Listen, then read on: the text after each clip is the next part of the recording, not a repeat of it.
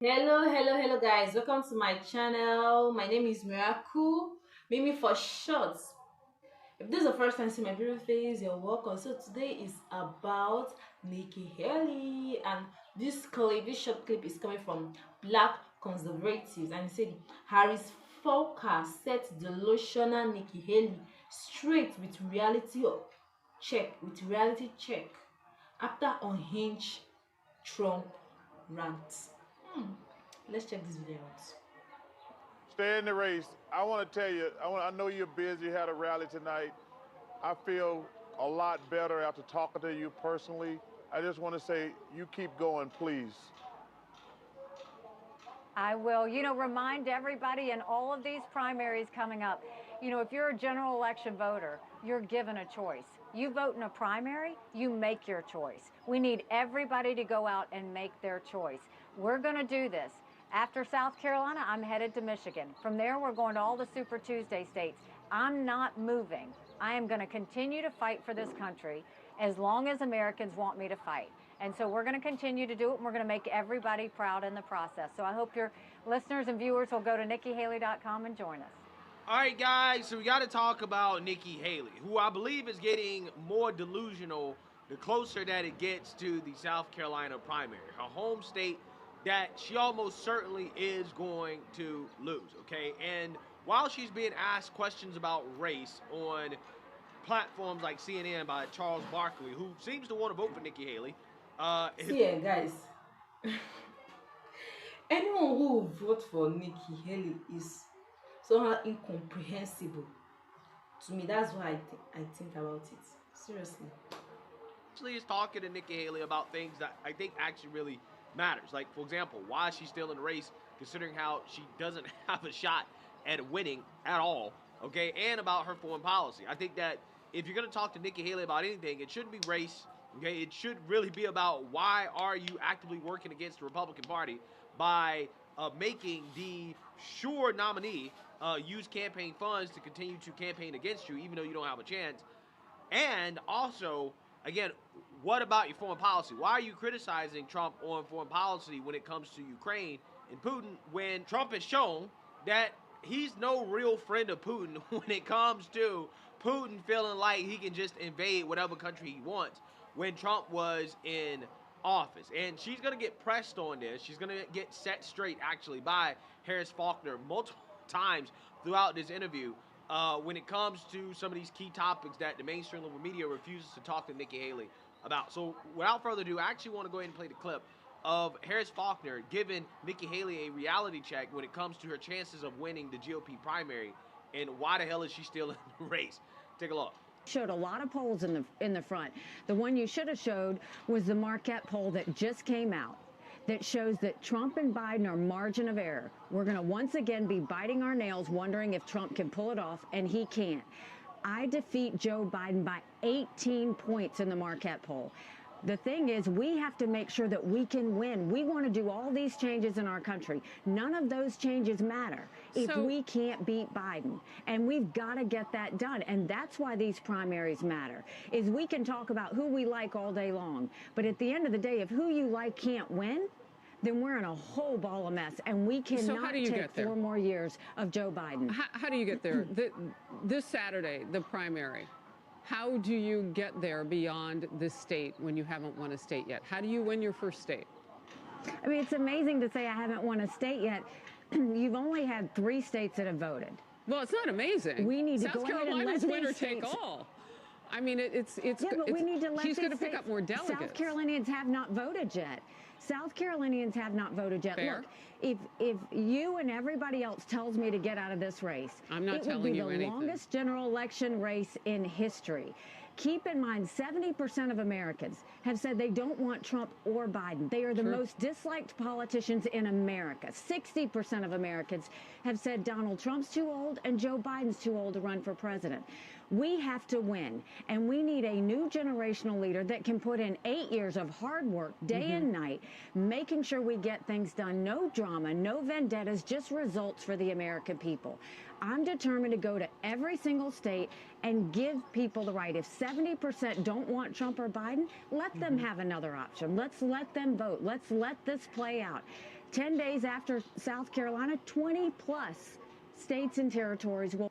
Yeah, so you seen that, you heard that. Okay, so Harris Faulker is giving Nikki Haley a reality check here about how, look, we understand that you believe that you're the best candidate to take down Joe Biden. Now, do I believe those polls that say that Nikki Haley is up 18 points over Joe Biden? No, right? I don't believe that at all, okay? I mean, I don't know in what world is Nikki Haley going to beat Joe Biden by 18 points, okay? And I'm not saying that because I believe that Joe Biden is a strong candidate. I just don't believe there are that many Nikki Haley supporters. But who knows? Maybe there are that many Nikki Haley supporters.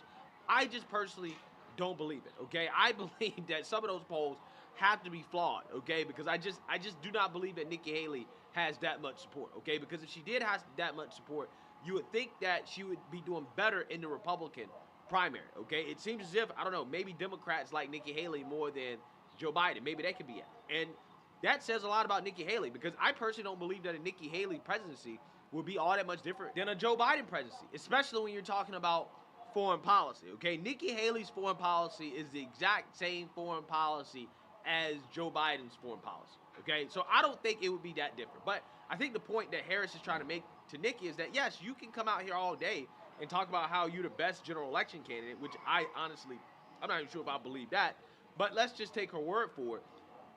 Your message is not resonating with the base of the Republican Party, okay? Because you haven't won a state, and you have not articulated a plan or any kind of reasonable explanation for how you're going to win the Republican primary when you can't win a state. And the polls have been pretty active about. So without further ado, I actually want to go ahead and play the clip of Harris Faulker giving Nikki Haley a reality check when it comes to her chances of winning the GOP primary, and why the hell is she still in the race? Take a look. Showed a lot of polls in the front. The one you should have showed was the Marquette poll that just came out that shows that Trump and Biden are margin of error. We're going to once again be biting our nails wondering if Trump can pull it off, and he can't. I defeat Joe Biden by 18 points in the Marquette poll. The thing is, we have to make sure that we can win. We want to do all these changes in our country. None of those changes matter if we can't beat Biden. And we've got to get that done. And that's why these primaries matter, is we can talk about who we like all day long. But at the end of the day, if who you like can't win, then we're in a whole ball of mess. And we cannot take 4 more years of Joe Biden. How do you get there? This Saturday, the primary. How do you get there beyond this state when you haven't won a state yet? How do you win your first state? I mean, it's amazing to say I haven't won a state yet. You've only had 3 states that have voted. Well, it's not amazing. We need to South go ahead and let Carolina's these winner states take all. I mean, it's. Yeah, but we need to let she's these going to pick up states. more delegates. South Carolinians have not voted yet. South Carolinians have not voted yet. Fair. Look, if you and everybody else tells me to get out of this race, I'm not telling you it would be the longest general election race in history. Keep in mind, 70% of Americans have said they don't want Trump or Biden. They are the most disliked politicians in America. 60% of Americans have said Donald Trump's too old and Joe Biden's too old to run for president. We have to win, and we need a new generational leader that can put in 8 years of hard work, day and night, making sure we get things done. No drama, no vendettas, just results for the American people. I'm determined to go to every single state and give people the right. If 70% don't want Trump or Biden, let them have another option. Let's let them vote. Let's let this play out. 10 days after South Carolina, 20 plus states and territories will. Yeah, so you seen that, you heard that. Okay, so Harris Faulker is giving Nikki Haley a reality check here about how, look, we understand that you believe that you're the best candidate to take down Joe Biden. Now, do I believe those polls that say that Nikki Haley is up 18 points over Joe Biden? No, right? I don't believe that at all, okay? I mean, I don't know in what world is Nikki Haley going to beat Joe Biden by 18 points, okay? And I'm not saying that because I believe that Joe Biden is a strong candidate. I just don't believe there are that many Nikki Haley supporters. But who knows? Maybe there are that many Nikki Haley supporters. I just personally don't believe it, okay? I believe that some of those polls have to be flawed, okay? Because I just do not believe that Nikki Haley has that much support, okay? Because if she did have that much support, you would think that she would be doing better in the Republican primary, okay? It seems as if, I don't know, maybe Democrats like Nikki Haley more than Joe Biden. Maybe that could be it. And that says a lot about Nikki Haley, because I personally don't believe that a Nikki Haley presidency would be all that much different than a Joe Biden presidency, especially when you're talking about foreign policy, okay? Nikki Haley's foreign policy is the exact same foreign policy as Joe Biden's foreign policy, okay? So I don't think it would be that different. But I think the point that Harris is trying to make to Nikki is that, yes, you can come out here all day and talk about how you're the best general election candidate, which I'm not even sure if I believe that, but let's just take her word for it. Your message is not resonating with the base of the Republican Party, okay? Because you haven't won a state and you have not articulated a plan or any kind of reasonable explanation for how you're going to win the Republican primary when you can't win a state. And the polls have been pretty accurate when it comes to the Republican primary thus far, which would indicate that you don't have a shot. Like Nikki Haley, you're going to lose all 50 states, okay? If you keep going, you're going to lose all 50 states. Because you can come out here and say all day long that, well, Joe Biden and Trump, they're both too old, and you can try to equate Joe Biden and Trump. But it's just not working, because most people can see that it's not that Biden is too old. It's just that Biden's age has caught up to him so much that he's experiencing cognitive difficulties that Trump is not experiencing. Trump is still pretty sharp for his age, and this is not resonating that much with Republican voters. And also the talking point of, well, you know, Trump has 91 indictments or whatever, and he has too much drama and blah, blah, blah, blah, blah, blah, blah. That's also not resonating, because everybody knows it's a political witch hunt. People are not just going to say, hey, well, let's just give up because the Democrats are going after Trump, which is basically just giving Democrats what they want. No. People are saying, we don't care about the Democrats going after Trump. We still want Trump. Again, these talking points just aren't resonating that much. Take a look. As the campaign draws on, Trump is still facing 91 felony charges in 4 separate cases, and he now has about $438 million in judgments against him. In this group, that's only strengthened his supporters' resolve. It's a political witch hunt. Everybody's like, well, don't you hate that all of the GOP funding is going to pay Trump's legal bills? No, I'm not. I'll help pay his legal bills. How did you feel when he was arrested? Oh, that locked in my vote. I was like, there we go. I'm voting for him. I want the T-shirt. I got the mug. I have the hat. The mug shirt. That locked in your vote. Absolutely. I would hope that if, he's exonerated, then everybody accepts that. I hope that if, some things in different places are proven true, then people will accept that. Mm-hmm. What I'm seeing is the narrative is he's bad. We're just going to keep throwing things at him. He's bad, he's bad, he's bad. So the public needs to believe he's bad, and this is the narrative we're going to throw at you. Why don't we do a show of hands? Yes. If any of you change your votes. Yes. I was leaning Trump. I'm definitely going to vote Trump now. How about you guys? Same. Yes. I went to both the Nikki Haley town hall and now the Donald Trump town hall, and I can safely say that I think I'm going to vote for Donald Trump. Matt? Well, like you said last night, I was 50-50, kind of riding the line, but Trump really pulled pretty hard today. I really enjoyed we didn't have to talk jokes, let's just talk policy, and for once we got that out of Donald Trump today. I think what we've seen here, though, yesterday, at least 3 of you were very undecided. Mm-hmm. Donald Trump really flipped this, and now we have a unanimous panel of Trump supporters. Yes. Did you expect that's where you'd land, Eric? Well, when he read that thing about the 8th Amendment, because my biggest fear also was the legal challenges. And to me, even though it was simplistic, it showed me he had at least a strategy. Like he has a plan to get out of these troubles. Mm-hmm. And for me, when he said that he was doing it for America, I believed him. And so therefore I felt to myself, I owe him that, at least to give that vote to him on that, for that reason. Matt, when I said to him, you could just say I'm done. Like, I can't, this is too much. I mean, for most human beings, it would be too much. Give up. I mean, my heart breaks for him, for what has happened. You could see it in his eyes when, I forget who asked it today, but you could see it in his eyes when he said, I'm not worried about my safety. I'm worried about the safety of this country and its people. That was a very powerful remark by the president. I think so, too. Yeah, that clever remark. Yeah, so like I told you guys, Trump had an excellent town hall the other day. And again, one of the reasons why is because Trump talked policy. He talked about Ukraine, foreign policy. He pushed back against the narrative from the liberal media. Again, it was one of those times where it wasn't a bunch of, asking Trump questions that are really irrelevant, but it really was kind of a policy type of town hall where people can actually kind of see what Trump's plans are and what he's actually thinking about on certain issues.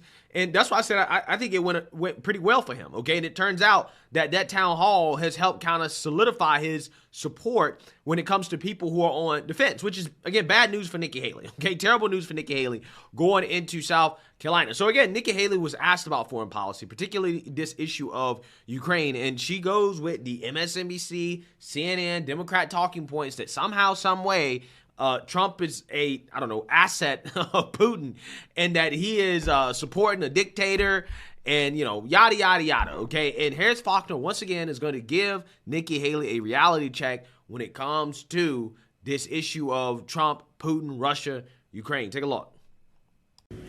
Real quickly, and I'm going to ask my team for grace on this. Saturday, February 24th, the same day as your primary, is 2 years exactly to the date that the war started when Russia invaded Ukraine.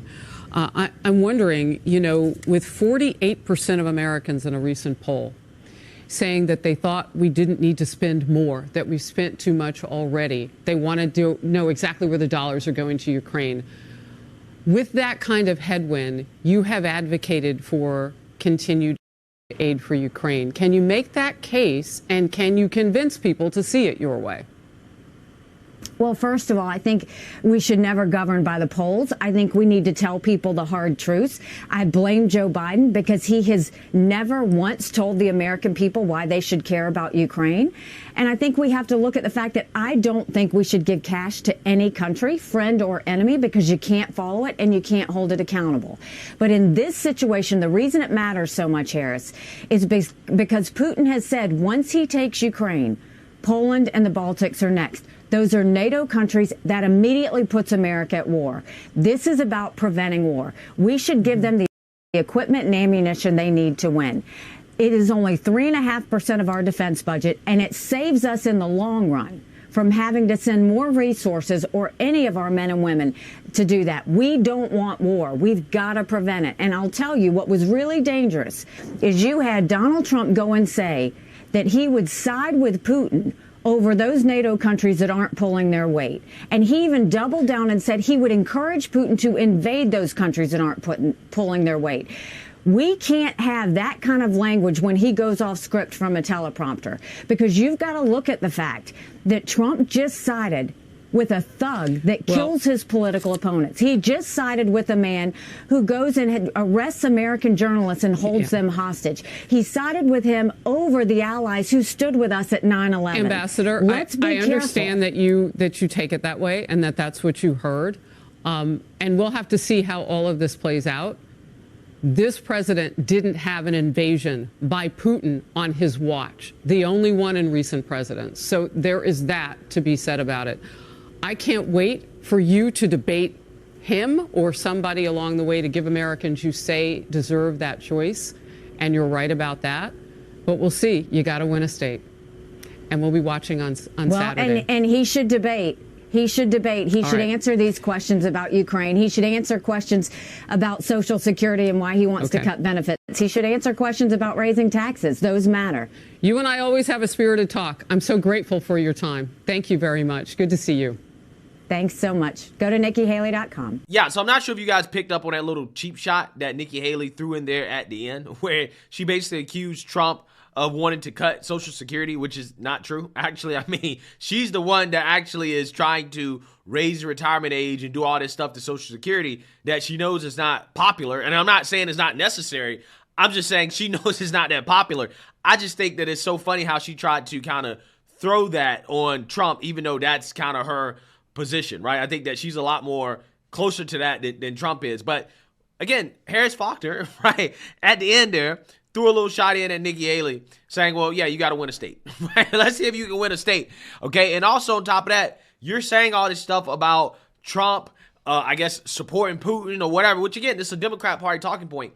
But under Trump, the fact remains that Putin did not launch a new invasion. Okay. Putin said, you know what, under Trump, I'm not going to do things I felt comfortable with doing under Bush, doing under Obama, and doing under Biden, right? Those are the facts. Doesn't matter what the mainstream liberal media says.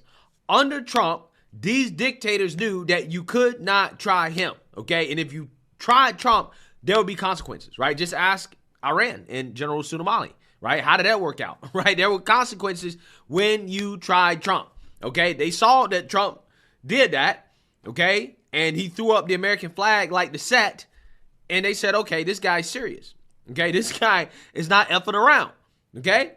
He is a tough president. He's a madman, okay? And that's, I'm not saying that in a bad way. I'm saying it in a good way, because that is advantageous when it comes to our foreign policy and keeping our enemies at bay. This is why Putin didn't invade Ukraine, because even though the chance is small that Trump would actually do something like, I don't know, nuke Moscow, right? Is the fact that Trump is unpredictable. It just means that, you know what, I'd rather just wait, right? Let's just wait until, you know, he potentially gets elected out of office for me to actually try to invade Ukraine, right? That is the thought process. I mean, Putin has come out here once again, and also stated that, yes, I'm in favor of Biden winning in 2024. I actually believe that the Russians interfered on behalf of Democrats, right? I actually believe that Putin was working on behalf of Democrats to try to get Joe Biden and Hillary Clinton elected, right? That's what I believe. Okay, this is why I think that Democrats are so passionate about pushing this Russia stuff, is because Putin's actually working to help them get elected. That's what I believe. Okay, that's what I believe. Because he knows that their foreign policy is predictable. He knows that. He can deal with that. But what he can't deal with is somebody like Trump. Everybody knows that. Nikki Haley knows that. Nikki Haley's going on television and she's lying. Lying about what Trump said about NATO. Again, they keep playing this thing up. Trump was talking about negotiating with NATO, who's not pulling their weight, right? If a country's in a partnership with you in which you are basically saying that, look, we're going to protect you, aka sacrifice American lives to protect your country, okay, a country that is not on the same continent that we're on, okay, if your country gets invaded, that ain't really hurting us that much. If we're going to sacrifice and pledge American lives to protect you, best believe you better be paying. You better pay up. And it's just so funny to me how these people are comfortable going out on national television and spewing this talking point, like openly saying that Trump doesn't want to protect allies that aren't pulling their weight. Okay, yeah, you just said that they're not pulling their weight, right? AKA, they're not holding up their end of the agreement. So if they're not holding up their end of the agreement, then why should we hold up ours? Why are we obligated to protect everybody, even if they don't hold up their agreement? NATO is a defense alliance, right? That's what it is. The main purpose of it is defense. So if they're not holding up their end of the bargain, why should we hold up ours? Why? It doesn't make sense. That's why this doesn't work. This talking point doesn't work. They go on national television and openly tell people that, yes, we should sacrifice American lives to defend people who won't even hold up their end of the agreement, right? For defense. And they think that that's going to sway the American people. People going to look at Trump and say, yeah, Trump's smart. He's smart for telling them, yeah, you got to pay up if you want us to actually hold up our end of the bargain. That's the way I think about it, right? Again, Trump has shown that he's the only politician that won't allow America to get screwed over and bullied by foreign nations and to have us carry all their weight without getting anything in return, okay? He's the only politician that does that. That shows he actually really cares. He puts America first. Nikki Haley clearly puts all these other countries first. And then she's coming out here and she's lying about her support of Ukraine. Oh, well, I don't want to send them cash. I just want to send them military support. Well, military support costs money, Nikki Haley. Oh, it's only 3% of the military budget. Well, you got Democrats and your colleagues, Republicans in the House and the Senate, eager to send Ukraine 60, 70, 80 billion more dollars. That ain't 3% of the military budget. That's way more than 3%. So don't sit here and try to lie to me and gaslight me about what you want to do. You want to give Ukraine a blank check because you want to use Ukraine. You want to sacrifice Ukrainian lives to wear down Putin's army. That's what you want to do. That's what you want to do. And just be honest about it. Because you sit up here and say, well, Putin said that he's going to attack Poland. He's going to the Baltics. He's going to all these other places next. He's going to attack NATO next. He literally said in the Tucker Carlson interview that I'm not going to do that. I understand what the consequences of that would be. So why would I do that? I don't want a world war, right? I don't want that. Putin understands mutually assured destruction. He knows what it means if he attacks NATO. He knows that that could possibly mean nuclear war, which would be effectively the end of the world. He knows that. I don't think Putin's suicidal, okay? I don't think he's suicidal. But that's what American politicians want you to think, that Putin's suicidal. Because he would have to be in order to do what these politicians claim that he wants to do. I think Putin's a pretty rational guy, right? I'm just saying. But again, these politicians, it's just so funny to me. Nikki Haley really thinks that she has a shot to win. She's staying in the race for whatever reason. And it's just so funny to continue to watch her get the reality check that, hey, you really don't have a shot. So, hey, let me know what you guys think. Make sure you like, comment, and subscribe. Most importantly, share a Black conservative perspective. Peace. And guys, I think Nikki Haley continuing to stay in the race also shows what kind of person she is. Yes, I think so. Because if she's showing everybody she's not interested in doing what is best for the country. Like, she's showing her lack of interest, which disgusts me. She's also in the interest which she thinks is best for her. And it's for her own selfish reasons. Can you just see that? Like, the exact kind of person you don't even want to elect. I'm surprised that people are even voting for her. Seriously. How? Why? She should just concentrate on her family and be a good housewife or a career woman or a career wife and a good mother to her children. Not campaigning for election with men, eligible men. Oh. But I also would not be surprised if a large portion of her votes are coming from Democrats, since Biden is essentially on their ticket uncontested. I think Nikki Haley is somehow super delusional. Like, gosh. Let me know what your thoughts are in the comment section. Let me know what you think about Nikki Haley in the comment section. Like, watch, and subscribe to my channel, and have a wonderful day ahead. Bye bye.